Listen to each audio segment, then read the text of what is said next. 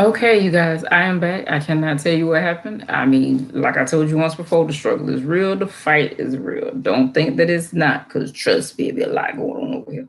Like I was explaining before I got interrupted, I was telling you about I went outside and I was watering the plants. And I was watering the plant, I saw a rainbow, like from beginning of a rainbow to the end of the rainbow. Every time while I was watering, when I would move it over, I would see a clear rainbow, like as bright as it be up in the sky right before my eyes. So I responded to Elohim and I said, okay, Lord, I remember, I see your promise. So I go in, I run inside and I get my door and I was like, listen, you want to see a rainbow? She was like, yeah. So she threw on her shoes real quick and she comes out the door with me and I begin to show her. I said, watch this. I showed her from the beginning of the rainbow to the end of the rainbow. And she was like, oh, yeah, I know. And I was like, what you do? She was like, yeah, it's because of the water. I said, so the water is the only thing that created the rainbow. And she was like, yeah. I said, let's see if we can prove that. I said, turn to your left and do the same thing. Tell me if you see the rainbow. So she turned to her left. She did the same thing. I said, do you see it? She said, no, I don't see it. Oh, okay. How about you turn, to your left again, which basically will be behind the area where you started from, and spray it and see if you can see the rainbow. She sprayed it again. And she said, no, I can't, I can't see it. Hmm, you don't say. Oh, okay. So if it was just the water, it wouldn't have mattered which angle you did it at. It would have still showed up, right? I said it showed up. One, because I don't did this water before and it ain't showed up before. Two, to me, it was a reminder of the promise. Three, if it really was the water, it should have showed up everywhere. But your back is against the sun. And the rays and the beams and everything of Elohim's true word comes forward. So when you did that while your back was against the sun, yes, it allowed you to see the rainbow. Now, can I 100% say that rainbows are only in the sky while it's raining? No, because I've seen it while it has not been raining. And then you can also come at it with, wait a minute, well, just because it wasn't raining over here doesn't mean that it wasn't raining in a whole nother destination. But I just proved that theory wrong when I had you turn the other ways to see whether it was going to appear in different areas, right? Okay. So if that debunked that whole thing, right? So she was like, yes. So to know that I was shown this rainbow just yesterday, and then to hear about the covenant, them talking about the everlasting covenant, and the everlasting covenant is what he told Noah after Noah came off the ark. And he told him that the bowl he was leaving to prove and to show a reminder of that everlasting covenant of what he was not going to do anymore. Okay, now this destruction that we talk about within this area, that ain't said it had anything to majorly do with flooding the earth the way nobody won't be able to survive again. No, it did not say that. But we're going to go deeper into it. We were just at verse 5 and we're going to go into verse 6. I just thought that was an amazing thing that he showed me the rainbow the day before he jumps me into a whole nother scripture area. I mean, I don't knock the way he do it. It's amazing the way he do it. I just thank him, for choosing to actually impart things into me to be able to release to different people, whether it's a small number or a big number. I mean, it's up to the person whether they feel like this is worthy of actually pushing somewhere. That ain't got nothing to do with me. My job is to release. After I release, it's supposed to do what it's supposed to do. I ain't got to babysit it. I ain't got to push it along. Like, listen, you need to just do this, do this. I'm not finna be on there be like, share, share, share, because this should automatically hit your heart to share, share, share. And if one day I do highlight that share, share, share, that means the need has gotten even stronger for me to be like, listen, I'm gonna need you to hit that share button. But no, I feel like the need is strong, but you should want this for yourself. Like you should want others to know about what Elohim is saying, especially if you're not strongly hearing from Elohim at that time. No, I keep my ears to the plow. Like, hold on, Lord, is that you? You talking to me? Hold on, let me try the spirit by the spirits. Because if that ain't lining up with you, Lord, I don't want none of that. Just test it. And me, I'm taking you straight into the word. I ain't deviating like that unless I'm telling you about something that Elohim himself has shown me while we've been here in the natural. That's about it. Now, in verse 6, it says, therefore hath the curse devoured the earth, and they that dwell therein are desolate. Therefore, the inhabitants of the earth are burned, and few men left. The covenant form called for a curse. If the law was broken, these are found in Deuteronomy chapter 28, 38 through 40. And if you don't believe me, I'm just going to touch on a few of them. I ain't going to even go that far, that deep within it. I mean, you want to get deeper into it, turn to Deuteronomy yourself and just go find out what Elohim was saying during that time. Because me, like I say, this teaching going to be pretty long as is. You see, it was already cut in half because the enemy don't lack me, but it's okay, I don't lack you either. Like, for real. So turn over to Deuteronomy 28, 38 through 40. And it reads as thus: thou shalt carry much seed out unto the field, and shall gather but little in. Like, you're going to take a whole bunch of seeds out there, but you're only going to get a little bit back in return. For the locust shall consume it. Thou shalt plant vineyards and dress them, but shall not drink of the wine, neither gather the grapes, for the worms shall eat them. Thou shalt have olive trees throughout all thy coasts, but thou shalt not anoint thyself with the oil, for thine oil shall cast his fruit. So, like I said, that's just a little snippet. That's it, of part of the curse that will come upon the people if the people didn't do right. Right now, oh, they really not doing right. So we're gonna take it on. We're gonna read verses 7 through 9, and then we're gonna go break it down. The new wine mourneth, the vine languisheth, all the merry heart do sigh.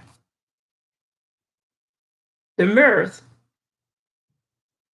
what is that, of tabrets ceaseth, the noise of them that rejoice ended, the joy of the heart ceaseth. They shall not drink wine with a song, strong drinks shall be bitter to them that drink it. Okay, now, God's judgment causes the joyful singing and drinking alcoholic beverages to end. His judgment is so great. Ain't finna be no joy going on. Oh no, you gonna stand still and see the wrath of the Lord, because that's what he's doing at this moment. Wine, which is from grapes, and the strong drink, which actually is made up of like someone back then was made up of beer and from grain or honey, were the two main types of alcoholic drinks in the ancient Near East.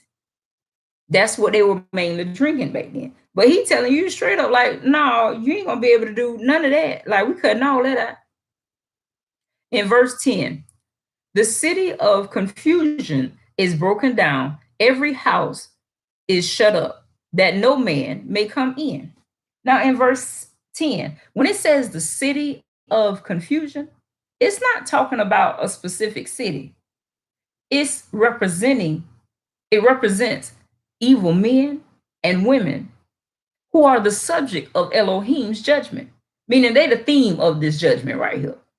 Like, they're gonna be confused because they're not gonna understand what's going on. Well, we tried to maneuver this way, we tried to maneuver that way. Why is it that the earth ain't yielding to us? Why is it that none of this stuff is working? I mean, I'm sighing, I'm very grievous. I don't understand what's going on. They're confused.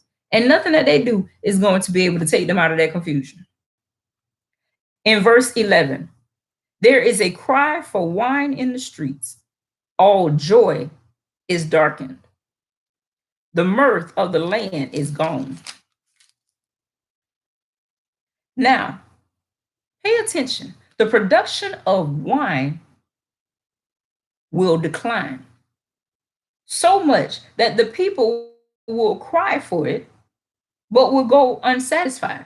They won't even be able to get enough of it, but they still gonna be crying out for it because they're gonna want more.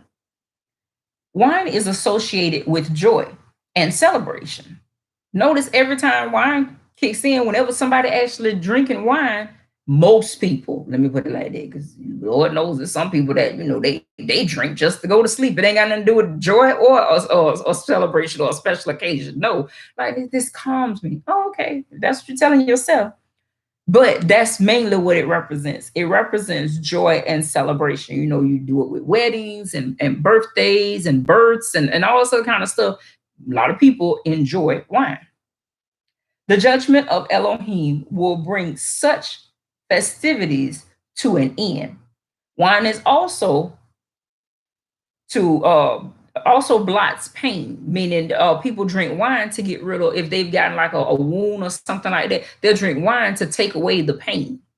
So they don't have to think about it. They more consumed on the alcohol part than actually the wound that they just received.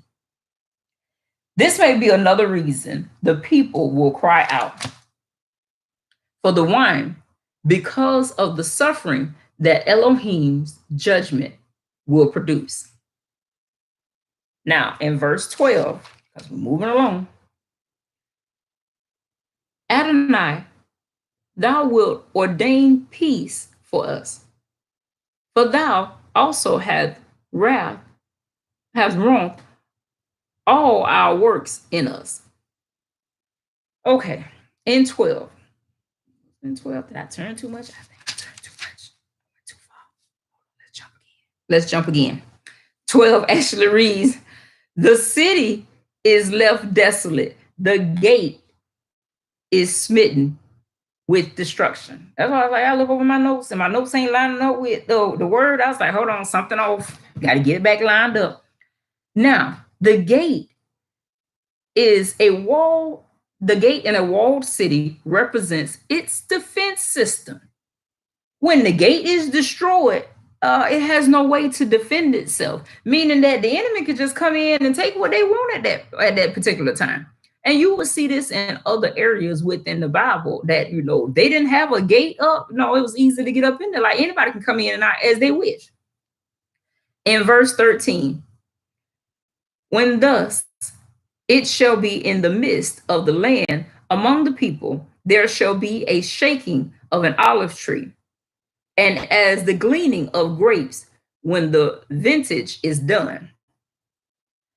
An olive tree or grapevine after harvest has only a few olives or grapes. So, I mean, after harvest time is over with, and the people already been out there to pick it, it don't have that much left. It's just a little bit left over.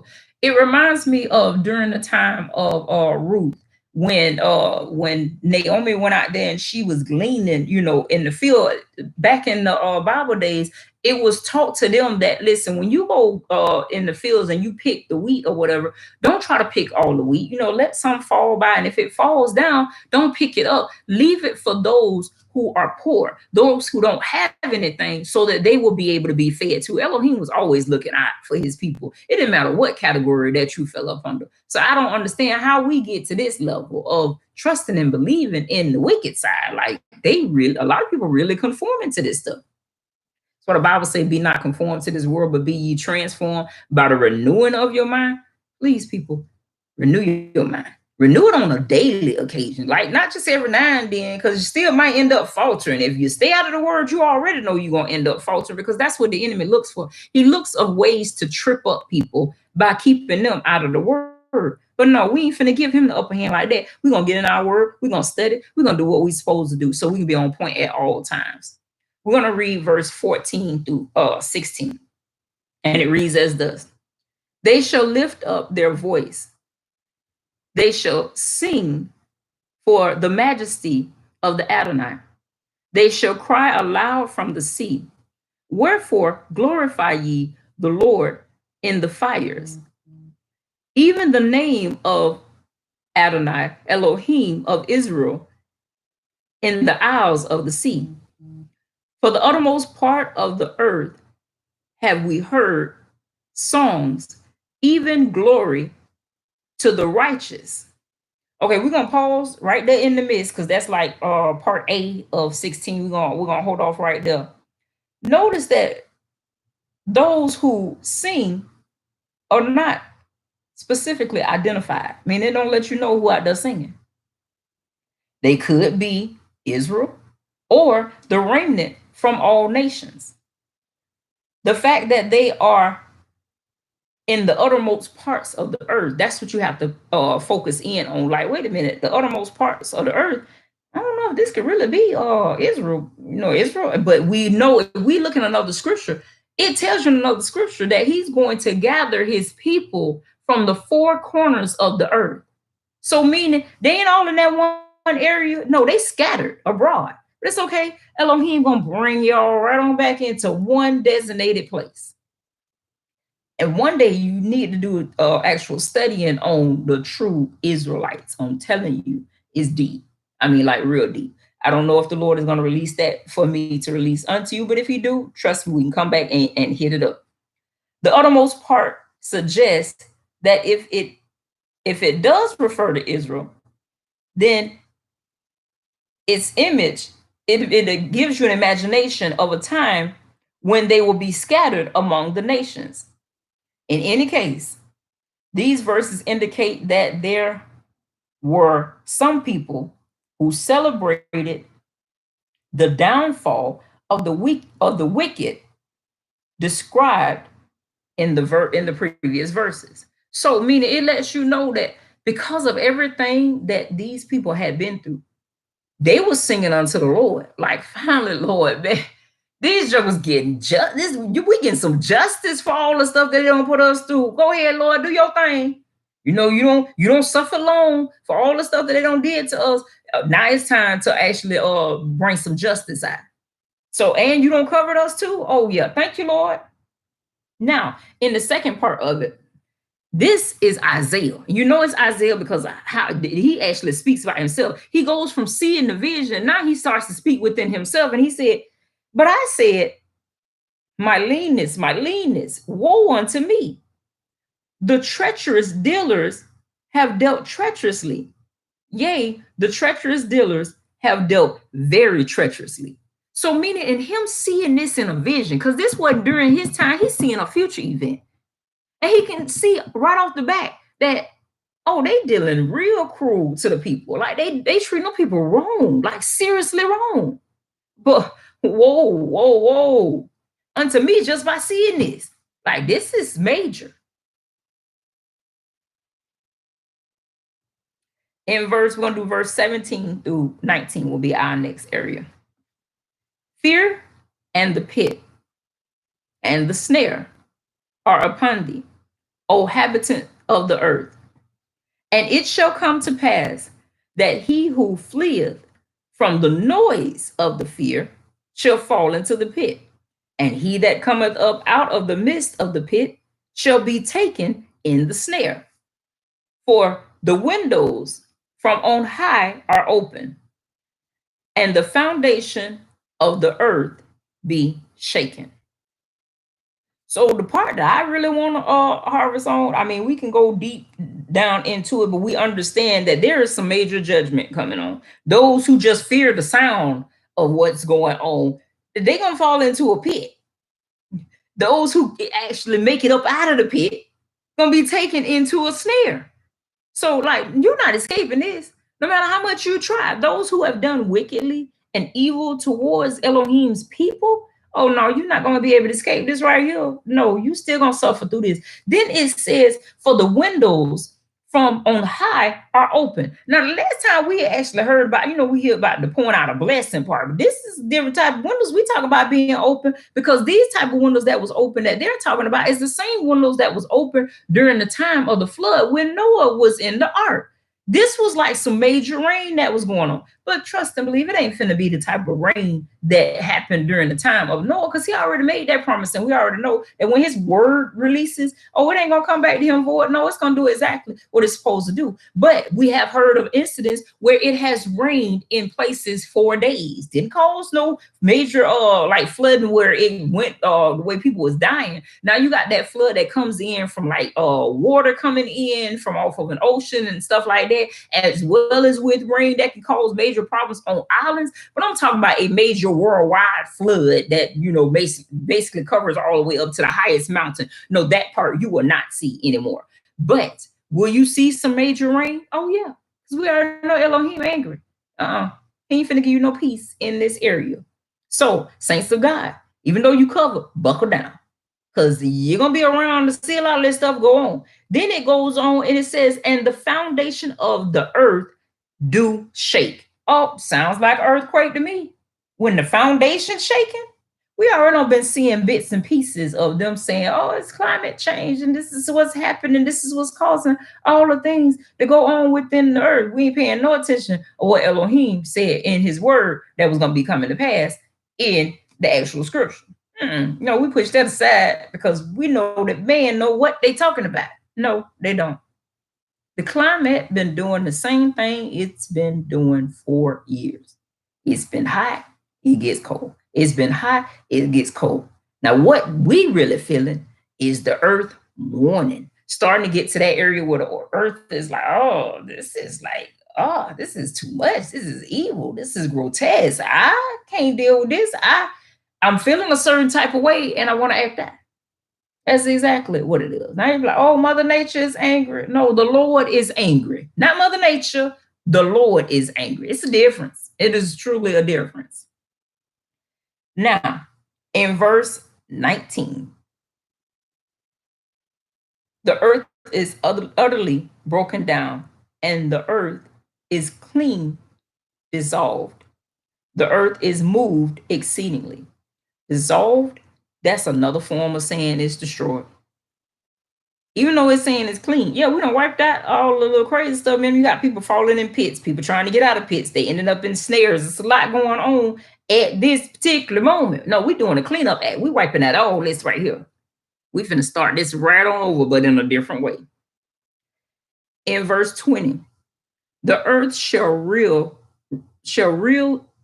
to and fro like a drunkard, and shall be removed like a cottage, and the transgression thereof shall be heavy upon it, and it shall fall and not rise again. Now, in verse 20, we are given the example of a drunken person. Now, it says to and fro. You ever seen a person that's real drunk? They can't walk a straight line for nothing, even though they think that they walking all straight. Like, man, no, I am going straight. Man, you way over here. What is you doing? But that's how they saying that the earth is going to be it's going to be acting like there is going to be a lot of movement going on. Then it gives you another example of a cottage. Now, a lightweight cottage sways in the wind. Both ultimately shall eventually fall. This judgment is connected to the transgression against Elohim by virtually all the people on the earth. Like, this is coming to pass because listen, there is not a one who has not sinned on this earth.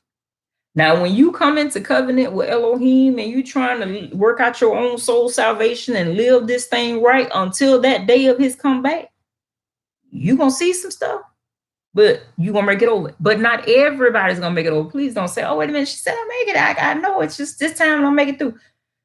There still will be those who will also be martyred during that time. Don't think that it won't, because in Revelation, when they was asking for the ones that was up under the throne was crying out and saying, Lord, when will thou avenge us? And he said, just a little while longer. Don't worry about it. It's soon. First, we got to wait for a few more of your brothers to be added. Like, wait a minute. That lets you know right off the bat, because those who are up under the throne is those who were martyred in the faith. So if we not wait for a few more brothers to be added, then that means it's some more people that's going to be martyred during that time. Don't think that they won't, because the scripture tells you this. Like you read this stuff and look right over it, like, no, I ain't talking about me.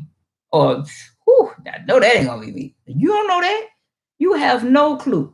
The whole thing is that the Lord will have you completely ready if that is you during that time.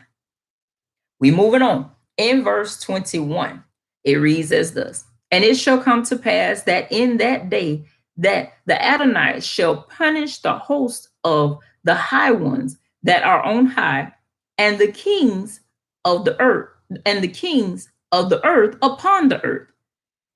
Okay, that day points to a future event, but an unspecified time. Like, I'm not telling you that this, by him giving me this verse, that this finna come tomorrow or it's finna come within the next few hours or nothing like that. I'm not even telling you that this coming a few months from now, because technically I don't know when this is coming and why he is having me release. There was before the pandemic, I was getting this strong urge that we need to get supplies, and I passed it out to a few people. It was like, listen, you need to get some supplies. These are the supplies that you possibly gonna need. Get this list and start working on this stuff. And those who worked on it, worked on it. Those who didn't, didn't. But to me, like I told those who didn't, this was just a warning to let you know, this is how quick something can happen. Like, you are given the warnings, but you choose to sit on it. Don't sit on this stuff. Like, Elohim don't just be saying stuff to you just to be saying stuff to you. No, he's saying stuff to you because he's trying to look out for you in the midst of a situation. Like, listen, I'm gonna need you to go ahead and get this stuff because I'm about to do some things, and I'm gonna need you to follow this to the T. Before he led them out of Egypt, did not he give them instructions that would keep death away from them? So it was up to them at that point on whether they wanted to listen to them instructions or whether they just want to be like, Elohim just playing at this moment. He don't really mean that he gonna do that. I'm just gonna wait this thing out. They doing a lot of stuff besides. None of the stuff that was happening over in Egypt was really happening over here with us. We were being spared. He probably gonna spare us this time too. Oh, okay. Keep thinking that way. All I know is that Elohim's judgment is extensive. There's no way I want to be in the midst of the extensive part of that judgment, thinking back on what I shoulda, coulda, woulda did when he gave me a warning to do. Like, no, I don't want to do that. No, won't be me. Not in that category. If I'm missing out some stuff, it's just gonna be a few little things that I just didn't get a chance to make it to at that moment. But me not making it to those few little things at that moment, there is still always that ram in the bush. And I don't think that ram that's gonna be in the bush is gonna provide your whole way, because that ain't even promised to you when he's already forewarned you. It not only covers the earth, but also the host of the high ones. Really? A phrase that either indicates the stars or the fallen angels. Well, wait a minute. The stars? He talking about the stars? Obviously, you ain't really been in too much of my teaching. I even teach my kids, which my daughter told me. My teacher told me that the angels are not the stars. That my mom don't know what she's talking about. Oh, okay. That's because your teacher deep in the science area thinking that they telling her the truth. No. You better research what they majorly funded by and who they majorly funded by and why they release the things that they do. They got an agenda just like everybody else. And if you actually in your word like you're supposed to be in your word, the first question that should have came to mind, like, hold on, during the time of Babel, they weren't even able to build a tower up that high before they language was confounded and Elohim scattered them abroad. Why would he change the way he did it then to make it seem like, oh, now we can do some stuff that we weren't even allowed to do back then? Sounds kind of questionable to me. And if you do your research, you will find out, which I did in another teaching as well, that what we call planets, they didn't call them planets back then. They called them all stars, because they didn't look at it as planets. They didn't have those big giant telescopes. No, it had to be somebody else that tell them, oh, well, this is what we call a planet. And do you not know that the word planet, it derived from a Greek word meaning planetos? And planetos, that ain't even from us. Like, really? Like, where you get this from? But like I told you in another teaching, when words start to change and shift, it takes on a whole nother form than where it originated from. And do you not know in Greek, the word planetos means fixed and moving stars. You don't say. It still leads me back to stars. Yeah, it does. So when I say certain things to you that the stars and the angel are as one, uh, I'm gonna need you to dig if you don't believe that. Also, ask this question to yourself: when Elohim allowed Adam to name everything, that was around him, please tell me why he wouldn't let him name the stars. Elohim kept that to himself. He named every last one of them. Why? Because they have purpose. No, it wasn't for Adam to do that part. No, you handle the stuff down on the earth. I'm gonna give you that part. You got dominion down there. But I'm gonna handle this up here. I got a greater calling for this up here. Elohim knew the beginning from the end. Like there was nothing that sideswiped him in any kind of way on thought wise. Like, oh, I really didn't even know that they would actually be capable of doing some stuff like that. No, he knew. Now, how quickly they would get to certain levels, that would be like, whoa, they moving kind of fast over there. I knew they was going to eventually get to it, but not that quick because sin had already kicked in.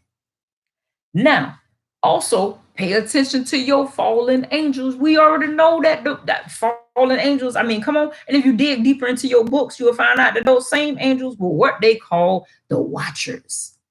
The watchers were the sons of God that slept with the women during the time of Noah. But if you don't take the time to actually research this stuff and do it line upon line, precept upon precept, know that it's here a little, there a little, meaning I ain't gonna get it all from this one section. No, Lord, I'm gonna need you to lead and guide me down these roads that I need to go down so that I can get to the truth. Because that's all I want out of this. I just want the truth. Now we're moving into verse 22. And they shall be gathered together as prisoners are gathered in the pit, and shall be shut up in the prison. And after many days shall they be visited. Now, hold up. I know you're questioning this verse, Lord. He gonna gather up those high powers, those hosts of high ones, and the kings that are kings and kings of this earth. That's the ones who he gonna gather up. And if you still don't think that the kings that that he's talking about, you got people who have dominion over in the high places that got dominion over different territories.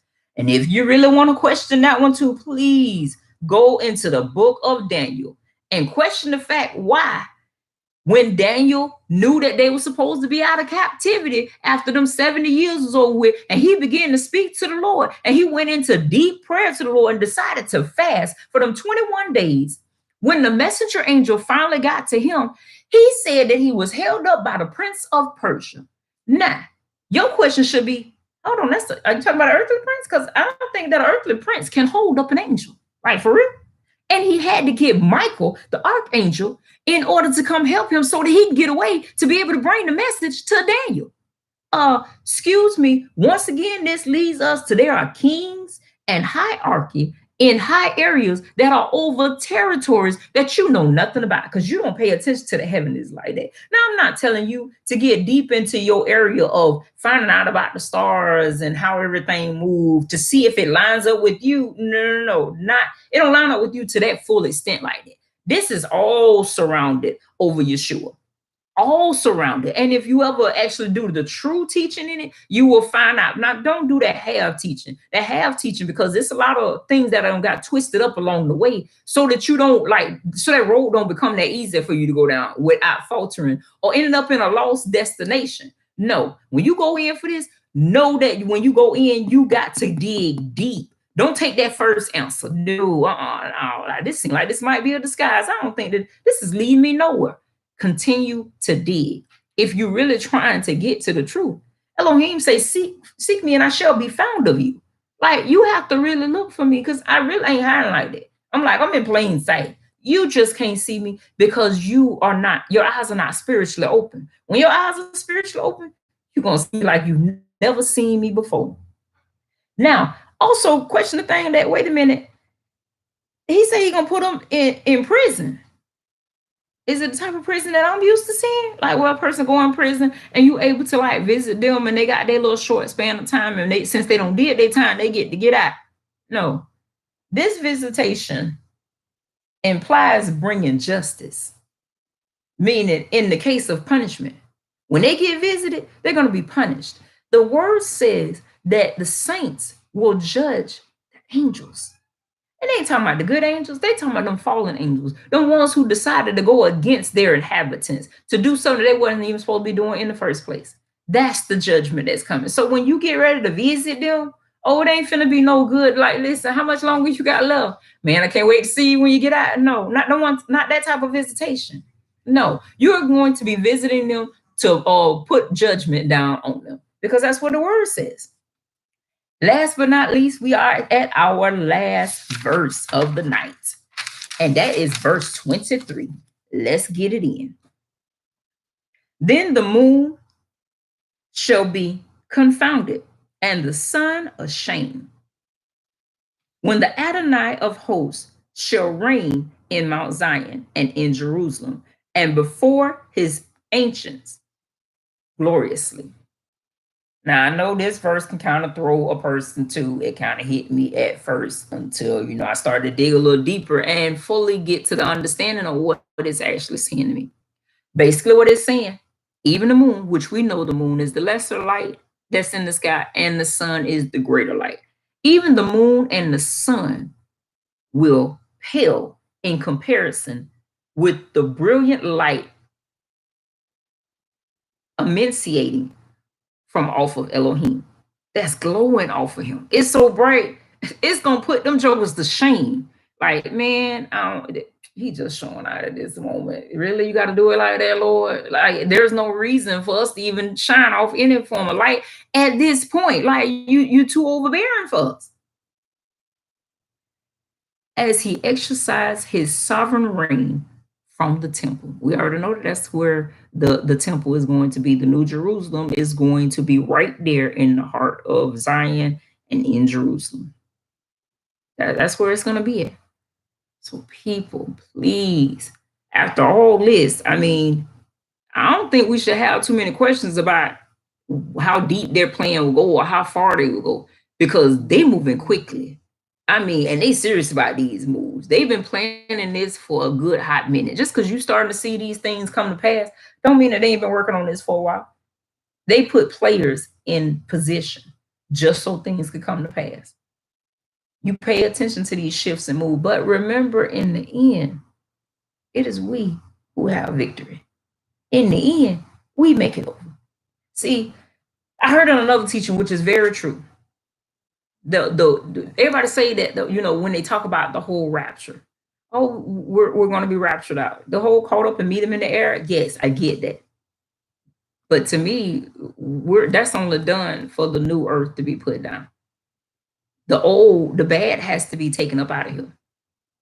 The new that he's putting in is just going to be for his saints. He's not finna allow the wickedness or the evil to roam this area any longer, to make his people feel shame any longer, to make his people feel like this cannot be the end all be all. Like, really? This is what I've pushed everything into to get to this point? No. Mm-mm. When you get to that end result and get to actually see him for yourself, get to actually be in his presence, get to actually enjoy the treasures that he set up for you, it's going to be well worth it. So continue to run the race, press to the end, take heed to the warnings, be sober, be watchful, because the adversary, that joker, vigilant, and he's seeking at all times whom he may devour. Don't let you be one of the ones who he devour. All right, you guys, I got to get up out of here. Shalom until we meet again.